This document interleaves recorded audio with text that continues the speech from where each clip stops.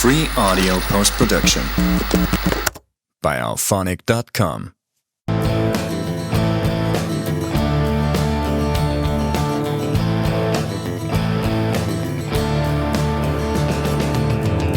I remember way back when Mom and Dad used to talk to us. Hey, I'm Chelsea Thunder Road, the Garden State Cowboy. Welcome to the Lounge Effect. And when you come into the lounge, you will leave affected.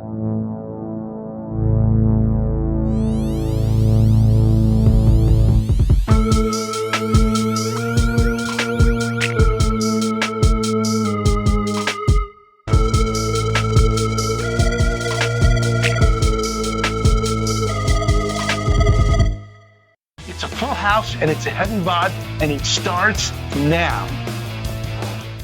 Hey, this is Chubsy Thunder Road, and welcome to the Lounge Effect. So in the lounge tonight, we'll see how it affects you. So right now, it's tea time. So hey, T, who's on tonight? Hey, Chubsy, how's it going tonight? So tonight we got a special guest star, and we're going to let Mito, a resident alien, introduce him, because Mito knows. Hey, Mito, who's on the show tonight?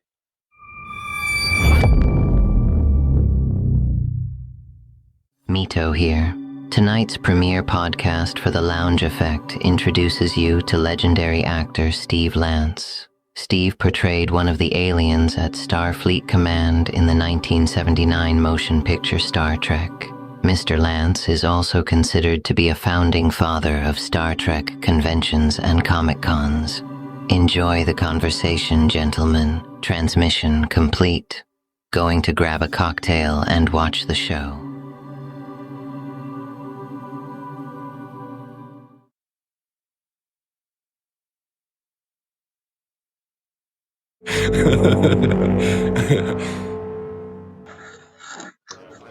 Hey, Chubsy, where's Mr. Lance? He was supposed to be here a couple of minutes ago. You know what? He should be here any moment now.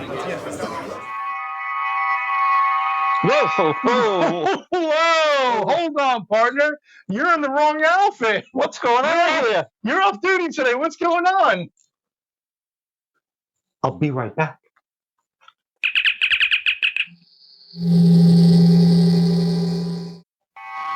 Whoa! That's much better. Steven, good to see you here, Mr. Lance, and welcome to the lounge. Do you absolutely love aliens? Well then, what are you bloody waiting for? Go to Amazon right now. Tap the link and get your copy of Behind the Cosmic Curtain, Humanity's Hidden Origins and Cosmic Connections. I've got mine. Now go to Amazon and get yours. And don't forget to follow my friend Chubsy Thunder Road on all his social media like Facebook, Instagram, and X. Also, check out his podcast, The Lounge Effect, on YouTube. Thank you so much, Chubsy. When I hear an introduction like that, I go, wow, he sounds terrific. I got to meet him. And then I realize it's me. So, listen, I know you got a lot of questions, but before we get started, I brought something for you, and it has nothing to do with Star Trek. But if my PA Carrie could come in with his present that I brought for you, we spent a lot of effort. Just present it to Chubsy there. Chubs, go ahead and open up your gift. I'll come over here if you want.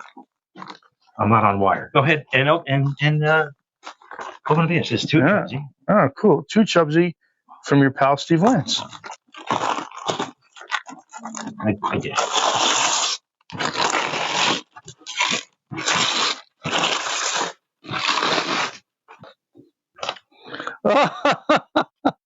That's great.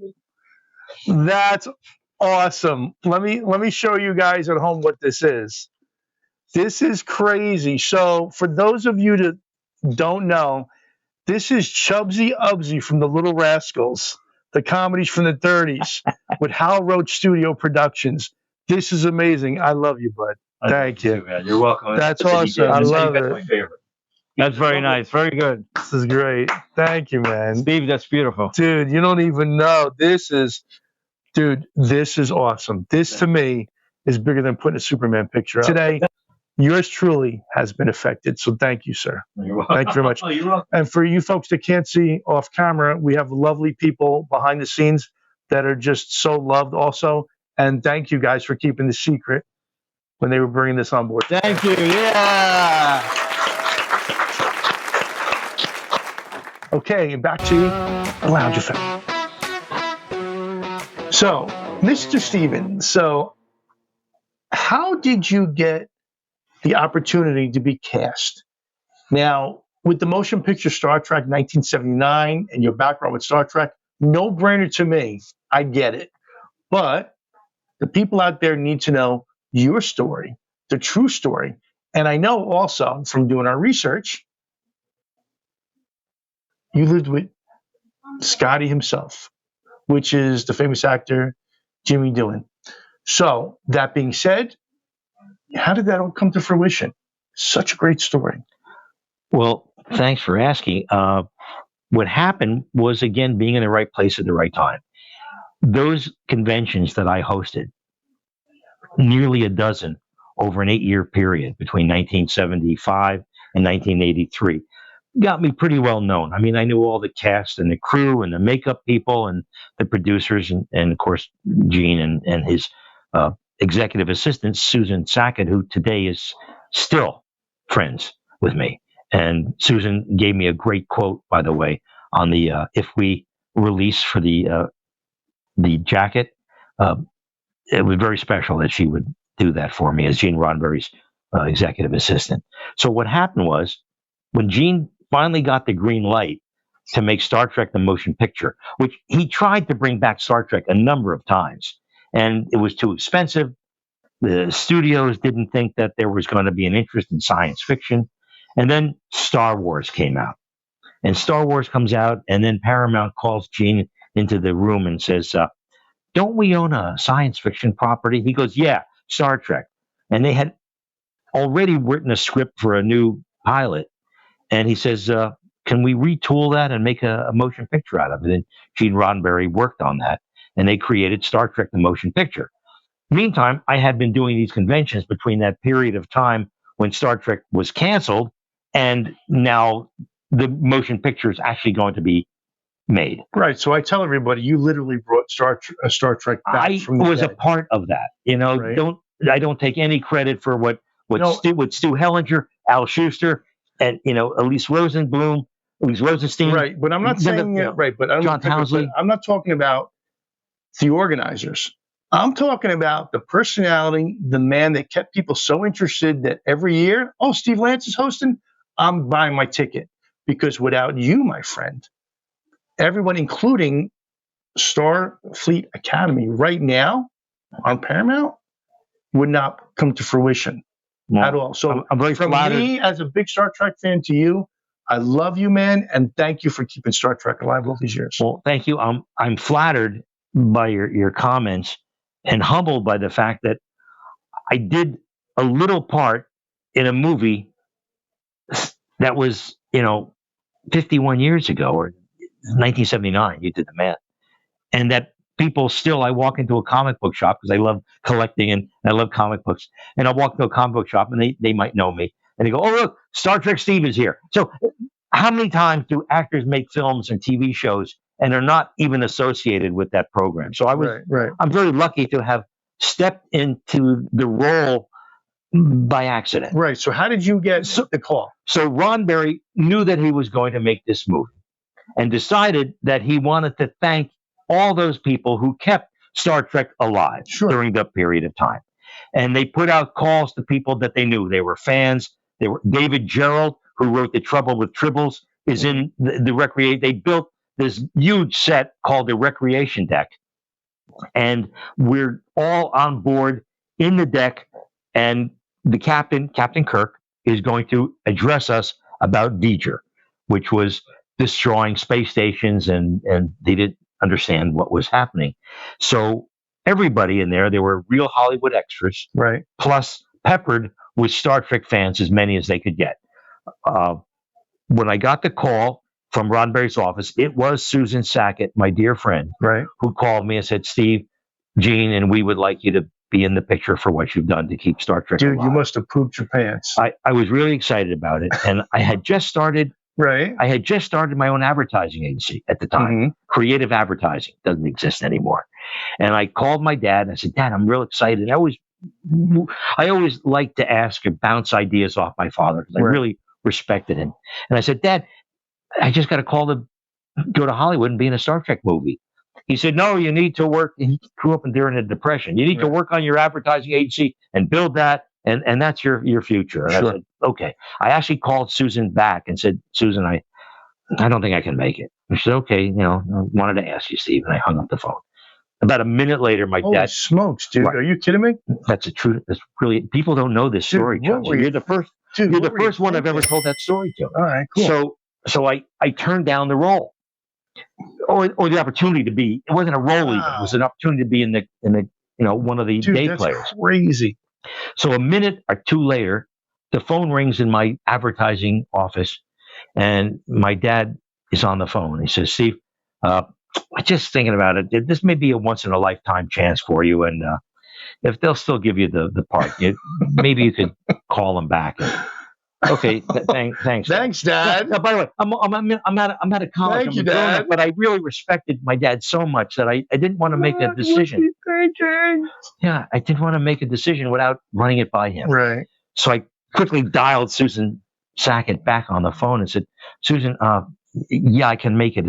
Is it still available? She goes, yes, it is. And then I will send you the information, and Cool. you can be there. Wow. So now I'm really excited. Dude, you almost blew it. I didn't know if I blew it, but it just, I don't know if it was in the Yeah. cards. So now I'm going to be in Star Trek: The Motion Picture, Right. and I'm really excited about it. And I called somebody else who I'd gotten friendly with. Now, when you make a movie or a TV show, you're a family on the set, and sometimes you are professionally friendly with the people that you work with, Sure, I get it. and they go, it was great work with you, Steve. You did a great job, Right. and we'll see you. Okay. And that's the last you see them unless you see them at another function or another film.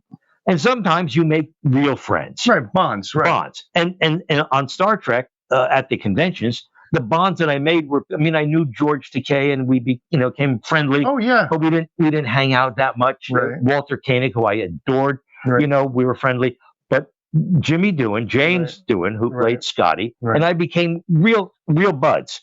Grace Lee Whitney, who played Yeoman Rand, real friends, true Right. friends, Sure. that we would call up each other on the phone and talk, and of course see each other at conventions and have dinner together.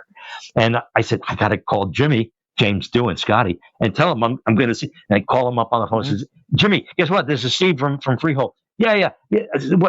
Guess what? They called me, Susan Sackett called me from Rodberry's office. I'm going to be in Star Trek, the movie, and I'm going to see you on the set. Maybe we'll go out for dinner.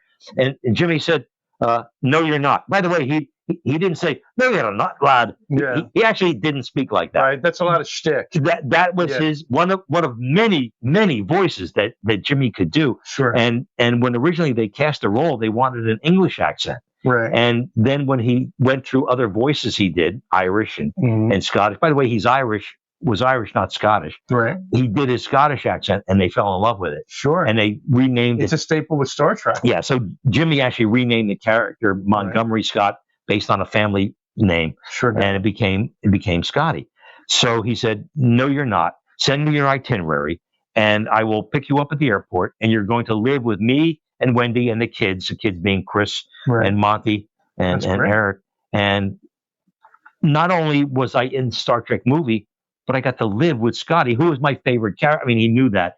Of all everybody loves Bill and Captain Kirk, Right. but I really liked the Scotty character. Amazing. And we became real friends. So not only was I going to be in the movie, but I was going to live with Scotty.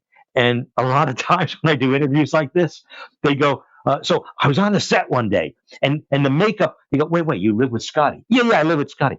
So on the set, no, tell us about living with Scotty. And the whole interview is about living with Scotty, Right, and not me making the movie. Sure. So I lived with James Doohan That's and his great. family, and they were wonderful to me. And Wendy was just lovely, and I got to work on the set, made the film. When I went to the set, the first thing was they cut my pointed sideburns, Right. and I was real excited because I could go back to Freehold and show all my friends, that I look like a Star Trek actor. And I told Fred B.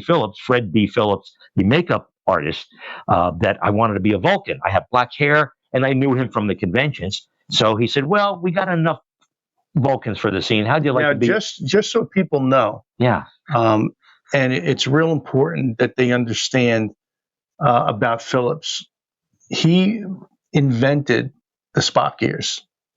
Yes. But not only that, he's famous too as a makeup artist for something else. Now, folks, you guys know I never give out that Easter egg, but I want you to research him online and just see how amazing it was that our boy right here, Steve Lance, worked with this guy when they did his makeup for his Randorite, right? Yeah, Rondorite. Rondorite. I didn't know I was a Rondorite till I saw it on the wiki. Freddie told me that I was a Vegan from the planet Vega. So I thought I was from the planet GM, General Motors. Now, had the Vega. now the funny story is, if we want to connect the dots, so I don't want to mention any, like, I don't want to put any names out there, but Yeah. a certain individual you had, and I'll wrap this up about the Star Trek thing, because we're going to get into the book and your feelings about all the stuff that's going on right now with Disclosure. We know for a fact that a famous guitarist in a band, his brother, was actually cast for the same type role, right? Right. So don't want to really mention who the person is. Well, I Love should. to death. We should mention him, but the thing is, it's about you today, not him. Okay. But let's just put it this way. But I wouldn't be here without him.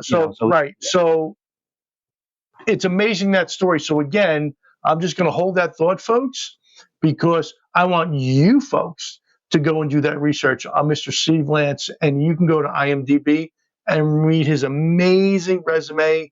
And if you get an opportunity, please see his movies, Marijuana Minutes. And I know you're working on what now? You're working on Galaxy 4 was for Ryan right? Moore. Okay, for Ryan Moore, and you got some other stuff you're I gonna did be doing. Marijuana Minutes for Ryan. So and basically I was hired to be the voice of the drug dealer. It's a goofy film about a magic vape pen that when you take a puff on it, you go back in time. So it's a science fiction. Yeah. So he hired me. You know when that's coming out? That's out. It's everywhere. It's on YouTube. It's on YouTube, but it was on Amazon. And Ryan said, Steve, I want you to do a part in this film. I had worked on another film with Ryan. Oh, I'm sorry. I thought you were talking about Galaxy 4. Yeah, I am. I want to know when. Do you know when Galaxy 4? No, Galaxy 4 is still in. Still in production? They finished principal photography. Okay. I'm now in post, and I have not yet got the call to go do the voice work. All right, cool. That's coming up very soon. All right. But Marijuana Minutes is out there, and you can hear me as Trevor's mom. Right. And every time the drug dealer Trevor talks to his mother, I'm off camera. You don't see me. And you're the voice of the mom. I'm the voice of the mom. Awesome. And it's like, oh no, Trevor, I love you more than life itself. You're such a good boy. And I said, Ryan, why didn't you ask Amy? Let's go. I said, why didn't you ask Amy? She was in another film with us, Amy Matroka, good friend now. Sure. And I said, why don't you ask Amy to do the mom's voice? And Ryan said, no, I want everyone to know it's a man doing a woman's voice. That's how I got the role. That's great. Well, listen, awesome, great stories. Like I said, we'd love you to death. So I'm going to ask you about the book, right? So you have a copy of my book, right? Behind the Cosmic Curtain. Been reading it, right? Halfway through.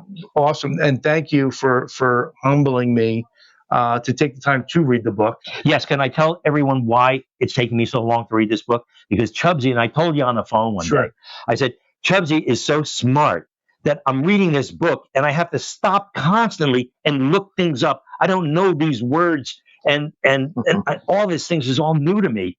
Even though I worked in Star Trek, which was science fiction, the things that you're bringing out are more than science fiction. They're right. So I have to constantly stop and look up things. Well, so it's taking me longer to read the book than just reading it straight through because I want to understand. I want to understand everything. All right. So humble plug. So if you go to Amazon, you can pick up my book, Behind the Cosmic Curtain: Humanity's Hidden Origins and Cosmic Connections. If you get the book, I promise you, your life will change forever. And every cent, again, we make from that book goes into further research to enlighten the planet. So pick up the book right now. So when we get back to talking here at the lounge, we're going to go over Disclosure. And ladies and gentlemen, hold on to your hats because here we go. Yeah, so Steve, talking about Disclosure now, and I know you have a copy of my book, and we've discussed this, and we had some great talks, myself and your publicist. Listen, it was freaking awesome. So now we get to our favorite subject, right? Of all. Forget everything else, of all. So we're talking about the one, the only, the supreme alien being, we're talking about Kal-El. We're talking about the one, the only, the Man of Steel, Superman, but not just a Superman. We're talking about the one that we saw when we were kids, that our fathers saw, that we grew up, we loved. So we're talking about the Adventures of Superman, the TV series from the 50s, starring the one and only George Reeves. I'm like, Reeves. Reeves. Yeah. But with that being said, right? I wanted to tell you that of all the series when you're talking about it, Right. so in that episode, the first pilot episode, Here we Superman go. on Earth. I know where you're going. You know, Let's the go, baby.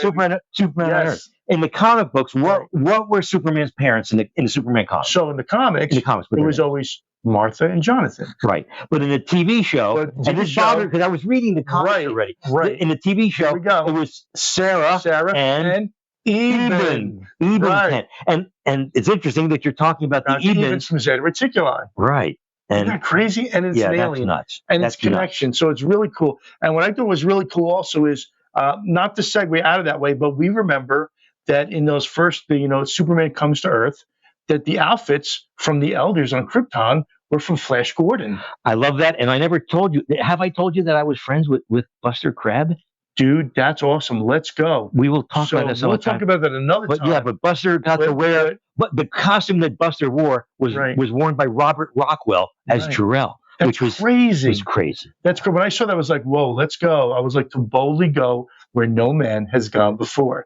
So let's think about this for a second, right, T? So you have right now with disclosure, and in my book, we talk about they're here, they look just like us, they act like us, but they're not us.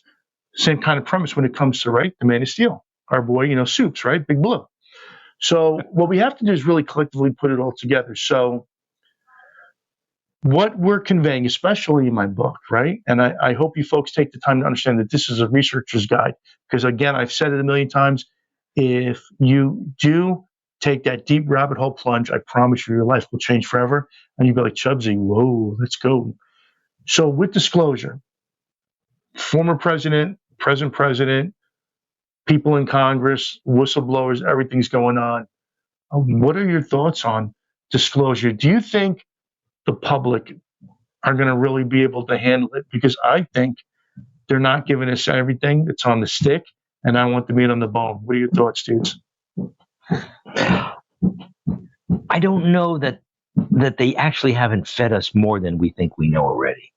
If you look at technology and the growth of technology, what do they say that technology doubles every 5 years? Sure. Well, that's kind of unbelievable, isn't it?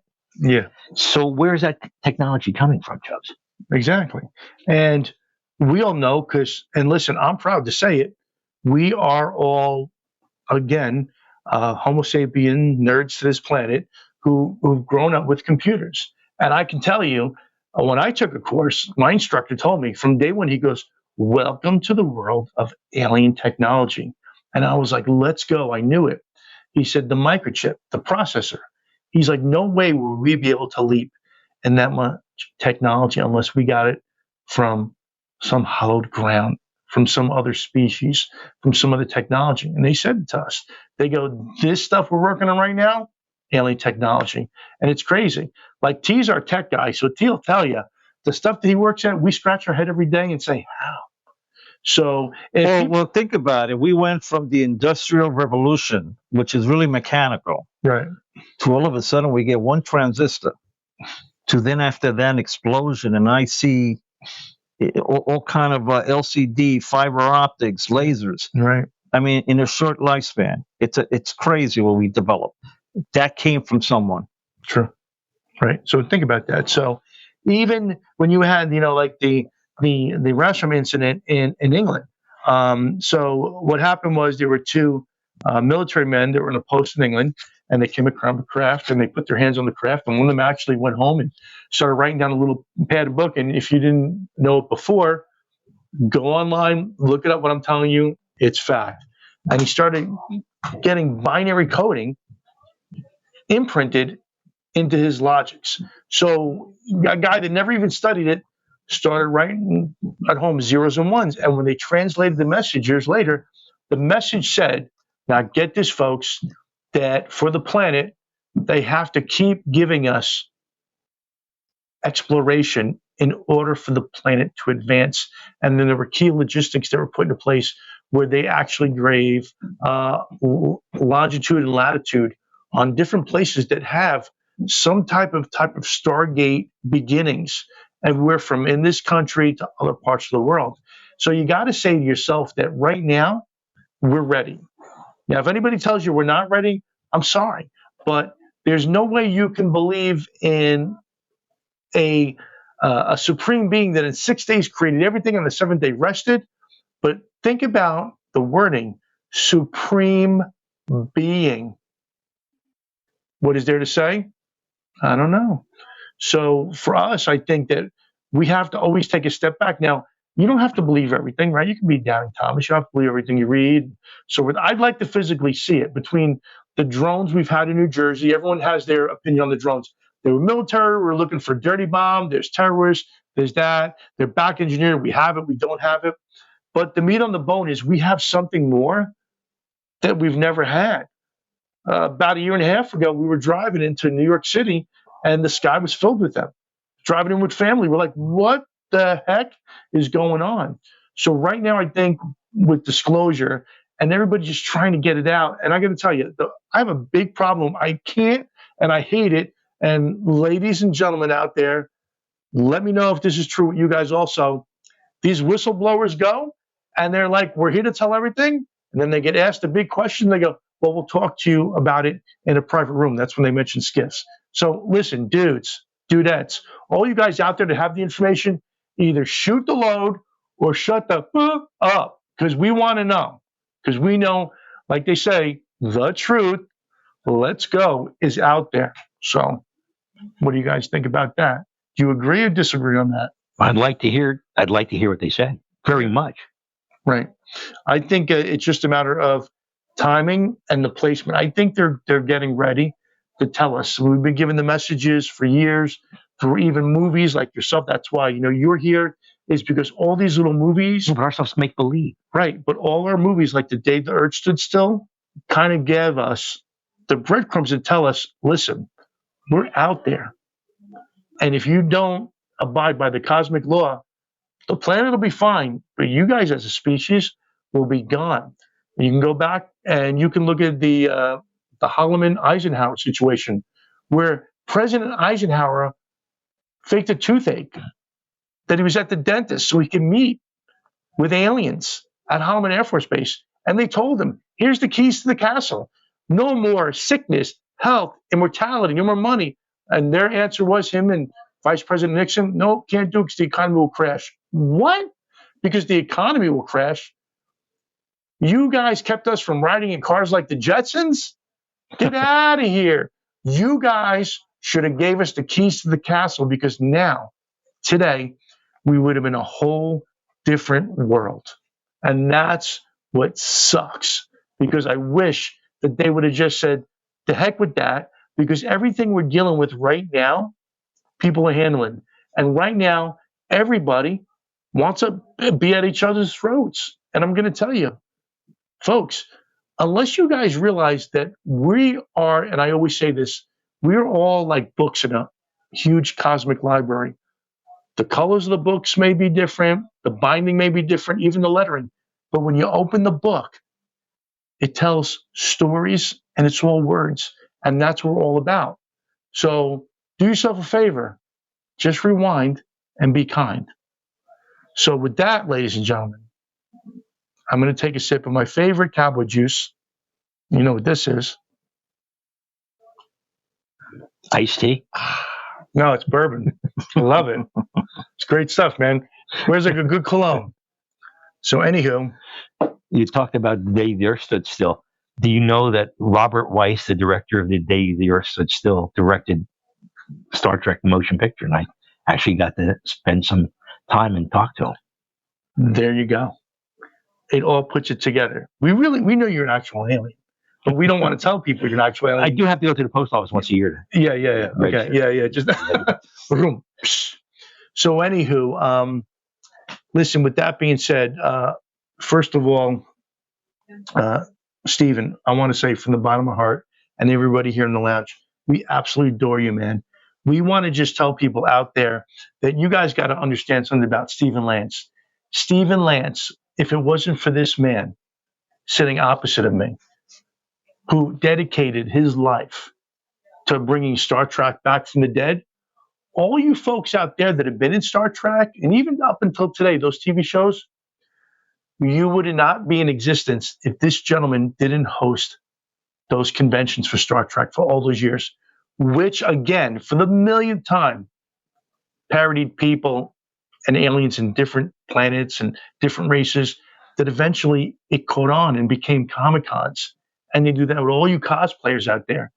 So do our boy Stephen Lance a solid, and please follow him on all his social media. Go to Spotify, check out his If We.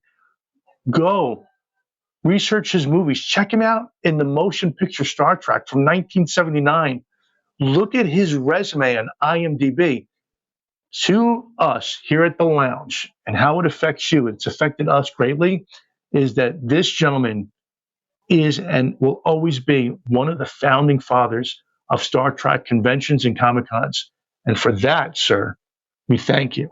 If I had a hat on, Chubsy, I'd take it off to you. Thank you. Thank you, sir. I really appreciate Thank you. it. We do appreciate it. Thank you, T. Thank you. So here I am on stage with 500 people or 700 people. I had never been on a stage with that many people in the audience. Do you know, Chubsy, do you know how it feels when your foot falls asleep? Yeah, a little tingly. A little tingly feeling, Right. You know? Stephen Wright, who I love, the comedian Stephen Wright, says, I hate it when my foot falls asleep because I know it's going to be up all night. That's Stephen Wright. Yeah, that's Stephen Wright. Anyway, so imagine your whole body feeling that tingling numbness. Right. And when they were laughing at the jokes that I was saying, it was surreal. It was like one of those sitcom TV episodes when you hear, ha, ha, ha, ha. It wasn't, I couldn't even hear the real laughter. My body was needles and pins all over my body. Right. And I just kept saying stuff and making up lines and doing impressions of the Star Trek characters until I ran out of shit to say. Can I say? Yeah, absolutely. So I ran out of stuff to say. And I said, okay, hey, and thank you very much. I'll see you. And I got off stage and I go, I won. Everybody loved me. Killed it, man. Funny. Killed it. You know, and I go to the lady who was in charge, Right. and I go, I won, right? I won. You go, no, we're going to have to disqualify you. Oh, man. I said, disqualify me, but I was killing out there. But she says, there's a 3-minute time limit on the talent show, and you went 6 minutes. Right. So we have to disqualify you. I said, why did you stop me? And she said, because you were killing out there. I said, what? She says, everybody else pretty much sucked. And you were entertaining the audience, and they paid $6 to get into this show. Big $6 back in the day. So, Let's go. You were entertaining. So I said, okay, we can't give you the prize because there'd be pandemonium here in the convention hall. So how about we give you a spot on next year's convention, which would have been, this was 1973. Dude, that's amazing. I didn't go to the first, I didn't know about the first con. The first one was in 1972. So they invited me to do my routine, which I called If We. And I worked on, after I got invited to be back, I actually wrote a routine, a full, stand-up comedy routine with a beginning, a middle, and end. It is now available on Spotify and Apple Music, and go download it, folks. There you go. Let's go. It's free on Spotify, and if you like it enough, you can either download it and pay the I can tell you the 79 cents, or come over to the house and I'll play it for you. I loved it. I listened to it. The jokes were cracking me up. Totally got it. I'm a big Star Trek fan, so I got it. So it's amazing. So the audience was a group. The way I did it, I recorded it at my college auditorium. Oh, cool. We set it up to do the live recording of the record. But I asked the people in charge of the convention if I could use their mailing list and send out invitations to come for free to this recording. There you go. And so everybody in the audience, except a few friends or people from college who I knew, everybody was a Star Trek fan, so they got all the jokes. So, folks, if you're a fan of what I know is the original series, I never say TOS, but if you're a fan of the original Star Trek show, you'll get all the gags and you'll love it. If not, you'll still find things in there that you think are funny, like my impressions of Bill Shatner, William Shatner, and George Takei. And then on side 2 of the record, I have what's called topical humor. I talk about my mom. I talk about my English teacher. So if you've ever had a mom or an English teacher, I think you'll get it. And the great thing about the Spotify and the Apple Music is when you come to side two, you don't have to turn your phone over. You see, on the record, you have to turn it over to listen to side two. That's it just bad. goes. And We're never inviting you here ever again because of that. Just to let you know that. Ever.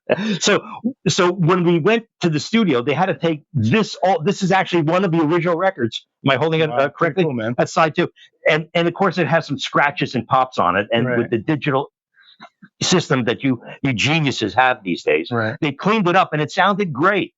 But I said, that record's from 1975.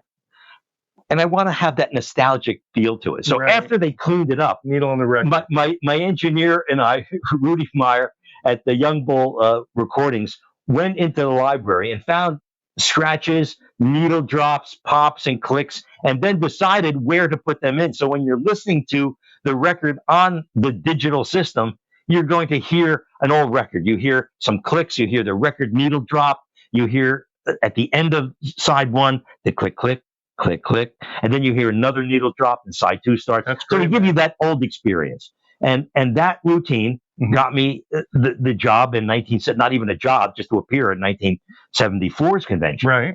And now I'm excited because they say, we want you to appear again, Steve, in 1975. Nice. And I go, okay, now Dude, let's go.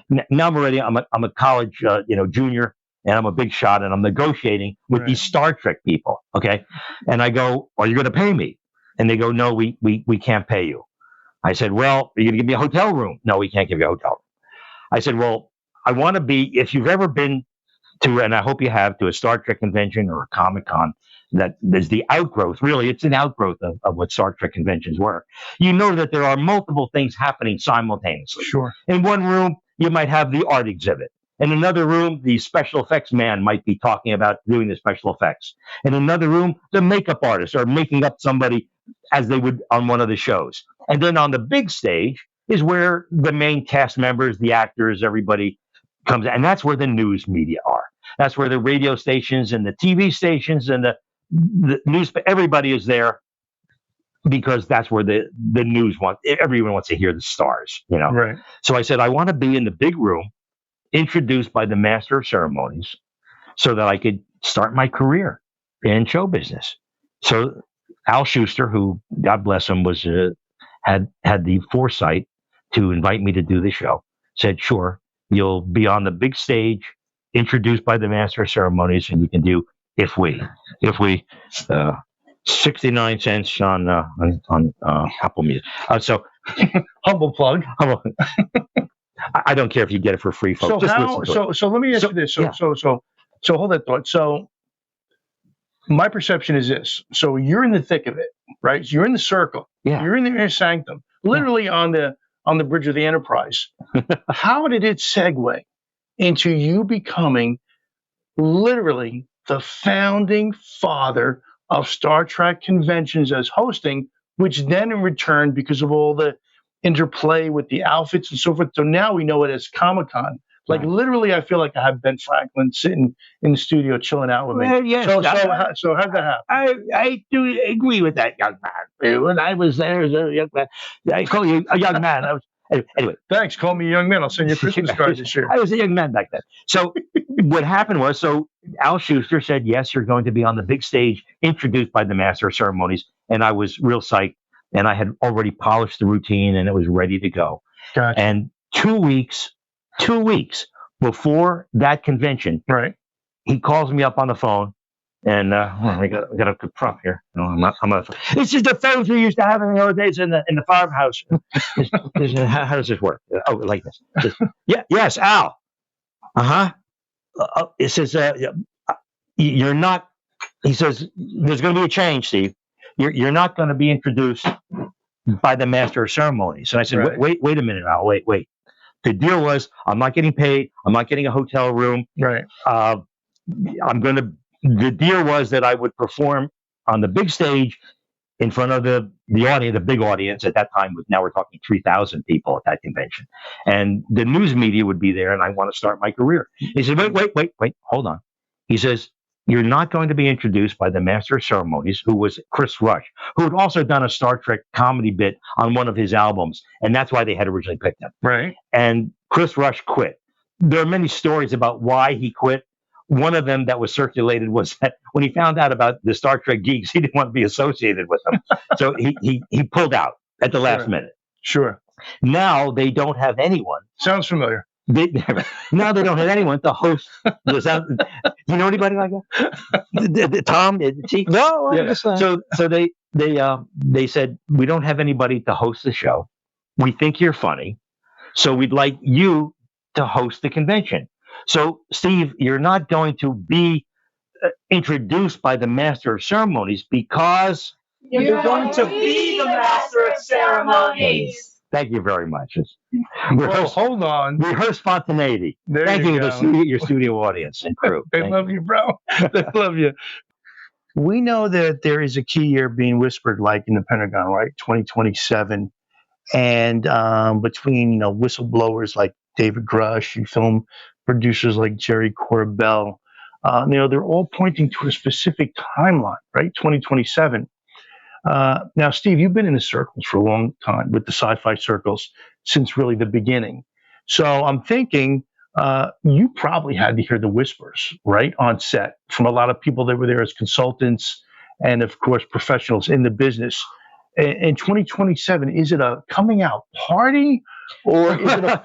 I don't know if it's a coming out party, Chubsy. I can't help it. That was my impression of Charles Nelson Riley, the dirty bubble from the dirty bubble. It was a from good, SpongeBob. Hoodoo from Lidsville. Yeah, he was on. He was on Lidsville. Yeah. So is it a final warning? Like, remember, between jest there's always truth. What's your take on that? I don't know that it's a warning or a final warning. Back then, when we were doing those Star Trek conventions, Chubbs, there was no talk about that specifically. But I can tell you that the creator of Star Trek, Gene Roddenberry, really believed in social comment and making social comment. And he wrote episodes of other TV shows that didn't fly because of the fact that he made social commentary and it made the networks nervous. You know about this. Are you talking about the lieutenant? Yes, yeah, exactly. Right. And Roddenberry produced an episode of Lieutenant, which was a fairly successful show. Right. And it was too controversial, his social commentary, which is about, it was a current show about today, police working today. And they actually the network canceled the show. But with Star Trek, when Gene created Star Trek, it wasn't in the present day. It was in the future, far in the future, with a bunch of people that we don't know, with a bunch of aliens that were aboard the ship and aliens that they would encounter. So he was able to make his social commentary in Star Trek episodes that included things like Private Little War. So you have whistleblowers in our government. You got famous people making movies about disclosure. But what always blows my mind is if you do the history and you do the lore, and of course, go down that rabbit hole, you're going to see that a lot of people that weren't so famous, weren't in the military, had an experience, and they're no longer on the planet. So take a step back for a second. So I want you to consider this. How is it that we have major whistleblowers, military, famous people making movies, people coming right out and saying they're here, they've always been here, and they're working with us. Not only do we have, of course, the vehicles, but we're back engineering the vehicles and we're using them. And guess what? We're going to lunch with them. But they're still here. So that tells me a few things. Now, just so you folks know, I know everybody says it because everybody doesn't want to line up in a dumpster, including yours truly. I am not a suicidal guy, and this is for entertainment purposes only. And you know why we say this? Because we're all scared out of our boots, ladies and gentlemen. And the reason why is because how is it that major whistleblowers are going out there and saying all this, and they're still being able to say this? And you got doctors that are creating websites where you can go and you can pay a fee and you can learn how to communicate with these interdimensional beings. So I'm going to call Bullshit and tell you guys that something ain't right here in Dodge City, because if people are getting kicked off the earth, and you know what I'm talking about, and they're just like you and I. But then you got these high-profile people that are still whistleblowing. I got news for you. They're paid to whistleblow. They're being paid to inform us, and they're giving us our medicine in small spoonfuls. So when it really happens, and guess what? Something really comes to fruition, and it's here. Yours truly, Chubsy Thunderbolt, is going to tell you, I told you so. Hmm?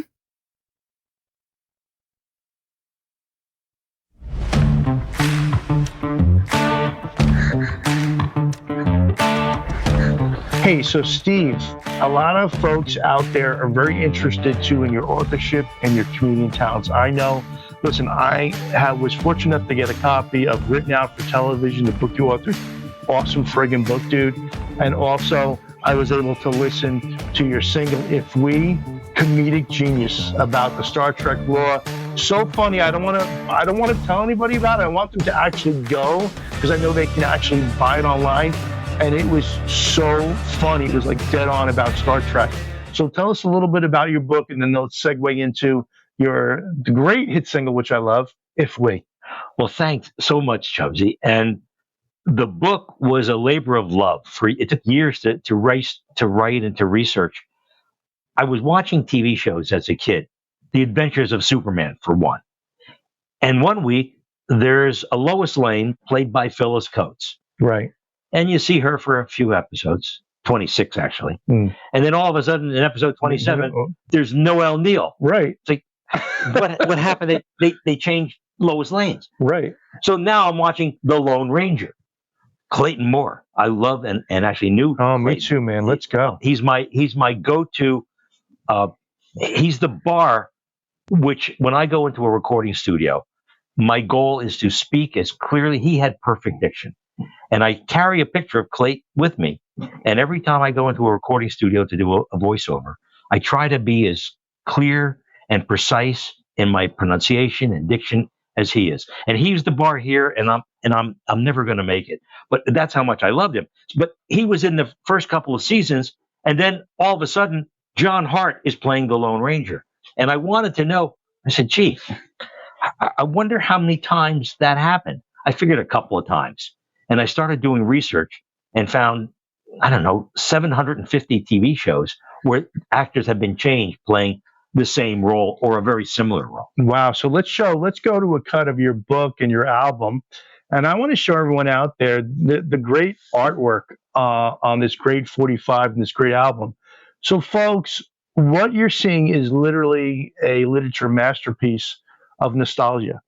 And I think that the unfortunateness of it all is if the book cannot be found, we may be able to bring that book back from the dead for Mr. Stephen Lance. And I can tell you, going and having the book is amazing. And the 45, If We, dude, I laughed my rear end off. It was like spot on. So, folks, we'll do our best to see if we can do anything for Mr. Lance with the publication of his book. But I can tell you, if you can tell people out there in YouTube land and the internet, where can they get that awesome If We? Well, first of all, the book, which was written some years ago, is now out of print. You can get used copies, and I don't get a dime for it anymore. But I'm very proud of it. I'm very proud of the book. And because of that book, I was hired by a couple of other authors, one of them, Vincent Terrace, and James Robert Parrish, who is my dearest friend. And they are also entertainment authors. And I got to be research assistant for many books by both of those other authors. So Written Out of Television was my own book with my name on the cover and on the spine. And then it opened up doors for me to continue doing television research for other authors. If We was recorded for a Star Trek convention back in 1975, and I'll tell you that story in just a little while. Awesome. But it's available everywhere. Yes, you can download it if you have Spotify. It's free on Spotify. It's free on iHeart. So if you want to listen to it, it won't cost you anything. Side one is all about Star Trek. It's called If We, because it's my impression of William Shatner going, if we could, making fun of Bill's hesitation. Right. And side two is topical humor. And I'm talking about my English teacher and my mom And if you've ever had an English teacher or a mom, I think you'll find it funny. And by the way, you don't have to turn your mobile phone, your cell phone over to listen to side two. Just know it keeps going, Chubbs. That's great. Any final words for our viewers on what's behind the curtain? First of all, T, pay no attention to the man behind the curtain. But actually, I'd like to tell you and your viewers out there to be afraid. Be very afraid. Which is a line, the log line from the movie The Fly, which was not written by David Cronenberg, but actually his very dear friend Mel Brooks. So Mel Brooks is the one who wrote the line, be afraid, be very, very afraid. If I may, I'd like to close with a quote from my captain, Captain James T. Kirk, who in the episode The Corbomite Maneuver, one of my favorite episodes that stars Clint Howard. Oh, yeah, Ron Howard's brother. Ron Howard's brother starred at 7 years old as the alien Baylock.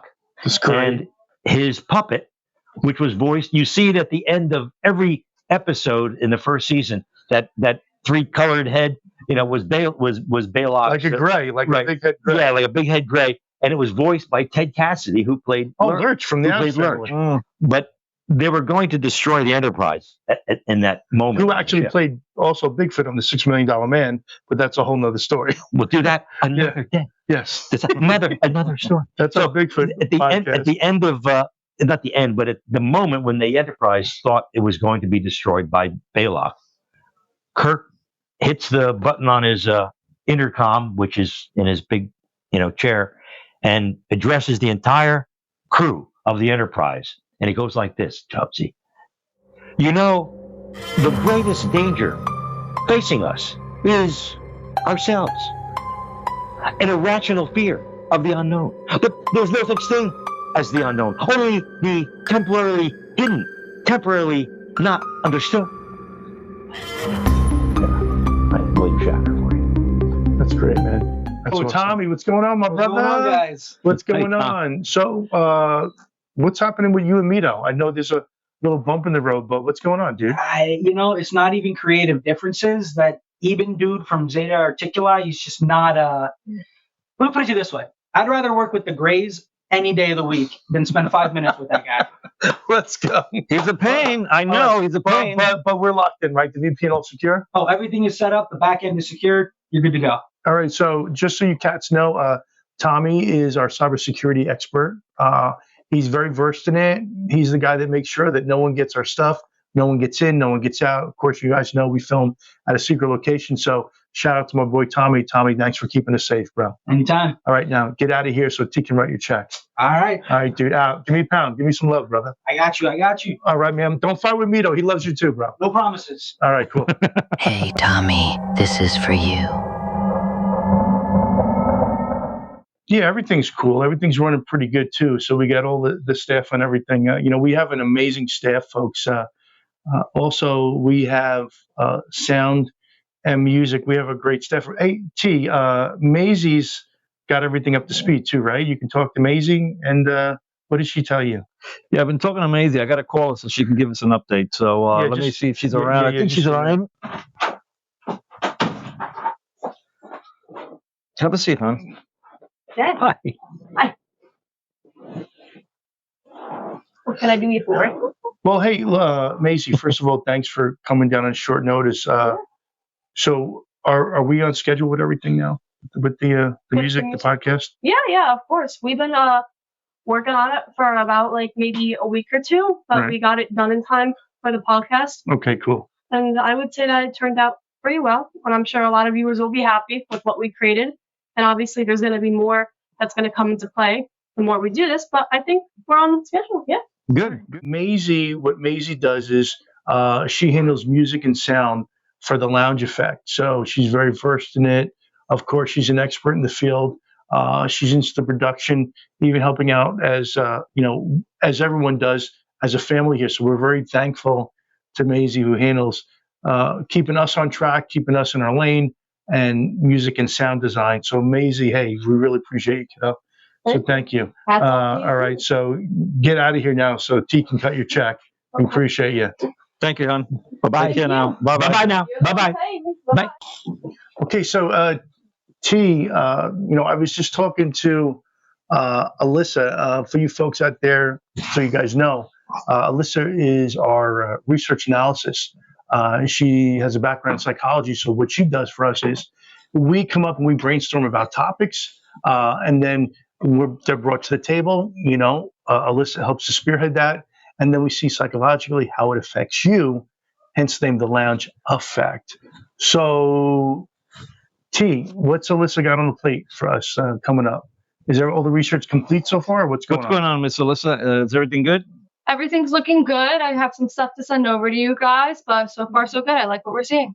Very good. Thank you. Okay, great. So, hey, listen, Alyssa, we want to thank you from the bottom of our hearts. Great job, kiddo, and continue to make people affected. All right, now get out of here so T can cut your check.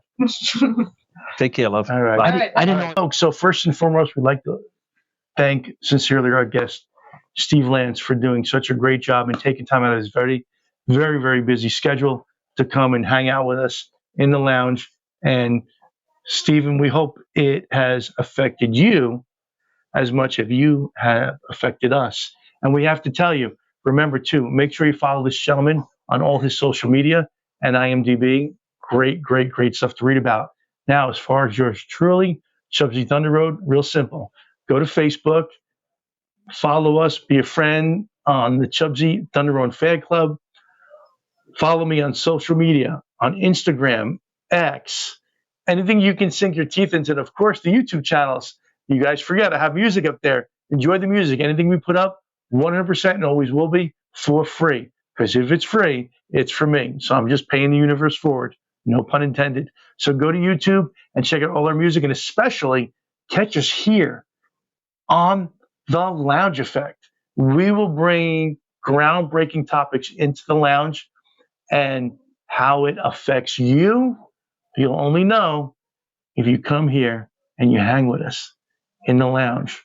So for myself, Chubsy Thunder Road, our amazing guest, Stephen Lance, my right arm, and I got to give a shout out to everybody.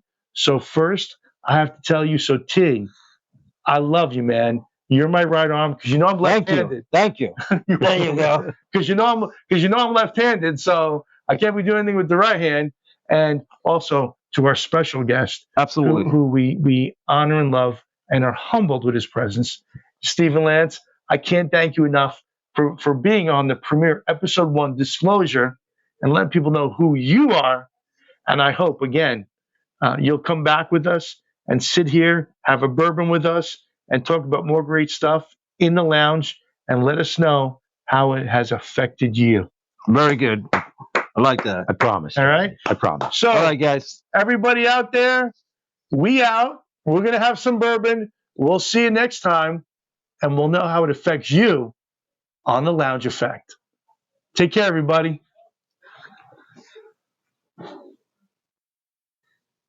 So, with that being said, my boy T, take it away. Well, I'm going to try to see if I can get Wait, through look at this. that camera. Oh, there we go. I'm looking at you. Sorry. Yeah, look at the camera.